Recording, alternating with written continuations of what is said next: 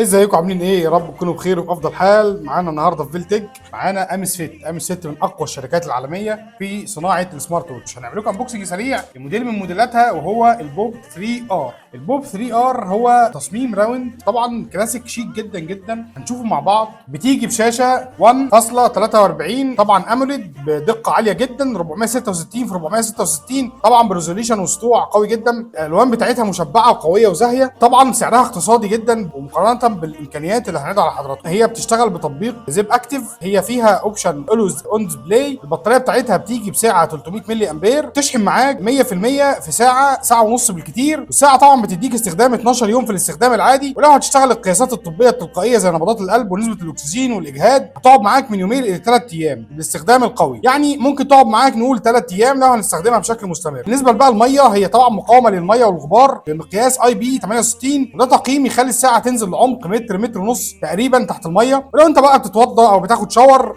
فطبعا هتكون قويه جدا معاك، مش هتغير لونها، مش هتصدي مع الوقت. زي ما احنا شايفين الشاشه بتاعتها قويه جدا مع التشغيل، خلفيات شكلها قوي جدا، تقدر تتحكم في مقاطع الصوت. طبعا غير انها بتدعم خاصيه فاين فون، يعني الموبايل لو ضاع منك تقدر من خلال الساعه توصل له. وكمان بتعرض التقويم والطقس بشكل دقيق قوي، بخلاف ان الساعه موجود فيها مساعد الصوتي ستوب ووتش. الساعه بتدعم مكالمات تقدر تتصل من خلالها، تستقبل مكالمات او تتصل من خلالها، وبرده ده بيديك تجربه مايك وسماعه بشكل قوي جدا. الساعه دي تقدر تطلبها من بلتك بخصم خاص وسكرين اوريجينال بخامه كوري قويه جدا. شكرا جدا ليكم.